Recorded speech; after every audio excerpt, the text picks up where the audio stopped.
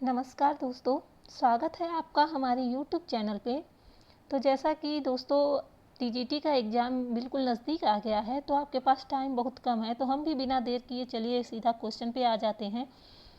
अ का उच्चारण स्थान है, अ का उच्चारण स्थान है, ऑप्शन है आपका ऑप्शन नंबर बी सही है, कंठ। ऑप्शन नंबर बी सही है, कंठ। अ का उच्चारण स्थान क्या है? कंठ। तो इसे आप इस तरह से भी याद कर सकते हैं, अकु विसर्जनीय नाम कंठ। क का पूरा वर्ग ही अ के उच्चारण स्थान में आता, अ का पूरा वर्ग ही कंठ के उच्चारण स्थान पे आता है। माफ़ कीजिएगा, थोड़ा गलत बोल दिए। अ का पूरा आ ये और क ख ग घ ये कंठ के उस अंतर्गत आते हैं। तो इसे अ और कु, अकु विसर्जनीय नाम कंठ, इस तरह से याद कर सकते हैं आप। अनुनासिक वर्णों के उच्चारण में सहायक होते हैं, तो इसका ऑप्शन नंबर ए सही हो जाएगा, मुख और नासिका। ऑप्शन नंबर ए इसका राइट आंसर है, मुख और नासिका। नेक्स्ट क्वेश्चन है, महाप्राणीकरण का उदाहरण है। महाप्राणीकरण का उदाहरण है, तो इसका ऑप्शन नंबर सी सही आंसर हो जाएगा, वाष्प और भाप। वाष्प और भाप इसका सही आंसर हो जाएगा। अगला प्रश्न है, दंतव्य वर्ण है, दंत्य वर्ण है, तो ये ऑप्शन नंबर ए आपका यहाँ पे राइट आंसर हो जाता है, द। दंत वर्ण के अंतर्गत आपको पता होगा द और ये सरौता वाला स जिसे कहते हैं वो आता है। अगला प्रश्न है, ध्वनियों के उच्चारण में सर्वाधिक उपयोगी है। तो ध्वनियों के उच्चारण में सर्वाधिक उपयोगी है, यहाँ पे ऑप्शन नंबर बी सही हो जाएगा, जिह्वा। ऑप्शन नंबर बी यहाँ पे आपका सही आंसर हो जाएगा, जिह्वा। अगला प्रश्न है, किसके उच्चारण में वायु अबाध गति से बाहर निकलती है? किसके उच्चारण से वायु अबाध गति से बाहर निकलती है? तो यहाँ पे आपका ऑप्शन नंबर बी सही हो जाएगा, स्वर। स्वरों के उच्चारण में वायु अबाध गति से बाहर निकलती है। अगला प्रश्न है, भातृजाया भावज में ध्वनि परिवर्तन का कौन सा नियम है? तो इसमें ध्वनि परिवर्तन का नियम ऑप्शन नंबर सी सही हो जाएगा, स्वर व्यंजन लोप। यहाँ पे ऑप्शन नंबर सी सही है, स्वर व्यंजन लोप। यहाँ पे ऑप्शन नंबर सी हो जाएगा। भंडागार भंडार, इसमें ध्वनि परिवर्तन का कौन सा नियम है? तो यहाँ पे आपका ऑप्शन नंबर बी सही हो जाएगा, स्वर व्यंजन लोप। यहाँ पे क्या सही हो जाएगा? स्वर व्यंजन लोप। अगला प्रश्न है, समुद्र समुंदर, इसमें कौन सा ध्वनि परिवर्तन का नियम है? तो यहाँ पे आपका ऑप्शन नंबर डी सही हो जाएगा, स्वर व्यंजना आगम। स्वर व्यंजन आगम, यहाँ पे सही हो जाएगा डी। पूरब में कौन सा ध्वनि परिवर्तन का नियम है? तो यहाँ पे आपका ऑप्शन नंबर बी सही हो जाएगा। ऑप्शन नंबर बी यहाँ पे आपका राइट आंसर हो जाएगा, आगम। अगला है, बाह्य प्रयत्न विवार का क्या अर्थ है? बाह्य प्रयत्न विवार का क्या अर्थ है?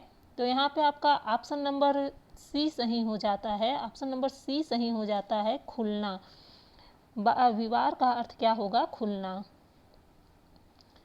थोड़ी वायु का जिसमें प्रयोग हो वह बाह्य प्रयत्न है, क्या है? तो वो आपका ऑप्शन नंबर डी सही हो जाएगा, संवार। जिसमें थोड़ी वायु का प्रयोग होता है उसे संवार कहा जाता है। अगला प्रश्न है, जिसमें वायु का अधिक प्रयोग होता है वह बाह्य प्रयत्न क्या है? जिसमें वायु का अधिक प्रयोग होता है वह बाह्य प्रयत्न क्या है? तो इसका आपका ऑप्शन नंबर सी सही हो जाएगा, महाप्राण। जिसमें अधिक वायु का प्रयोग होता है उसे महाप्राण कहते हैं। अगला प्रश्न है, ऊपर उठे हुए स्वर को क्या कहते हैं? ऊपर उठे हुए स्वर को क्या कहते हैं? आंसर है आपका ऑप्शन नंबर बी, उदात्त। ऊपर उठे हुए स्वर को उदात्त कहते हैं, नीचे गिरे हुए स्वर को अनुदात्त कहते हैं। नीचे गिरे हुए स्वर को क्या कहते हैं? तो ये आपका option number B right answer हो जाएगा, अनुदात। ऊपर उठे हुए स्वर को उदात्त और नीचे गिरे हुए स्वर को अनुदात्त कहा जाता है। ठीक है ना। निम्नलिखित में घोष वर्ण कौन है? तो इसमें घोष वर्ण कौन सा है? तो यह आपका ऑप्शन नंबर सी सही हो जाता है, झ। झ घोष वर्ण के अंतर्गत आता है।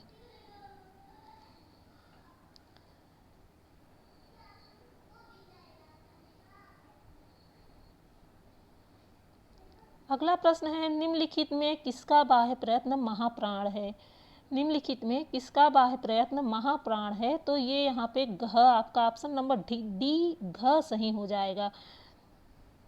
नेक्स्ट क्वेश्चन देखते हैं, घ कौन सी ध्वनि है? घ कौन सी ध्वनि है? तो घ किस ध्वनि के अंतर्गत आती है? तो ये आपका ऑप्शन नंबर ए सही हो जाएगा, कंठ। अकुह विसर्जनीया नाम कंठ। तो अ और क का पूरा वर्ग यह कंठ के अंतर्गत आता है। तो इसे आप इसी तरह से याद करिए, अकुह विसर्जनीया नाम कंठ, ऋतुरसाणाम मूर्धा, ऋतुलसानाम दंतः, उपपद्यमानीया नाम ओष्ठः। इस तरह से आप इसको याद करेंगे तो आपको काफ़ी सरलता से याद हो जाएगा। च का उच्चारण स्थान क्या है? च का उच्चारण स्थान क्या है? तालु। च का उच्चारण स्थान ऑप्शन नंबर बी सही हो जाएगा, तालु।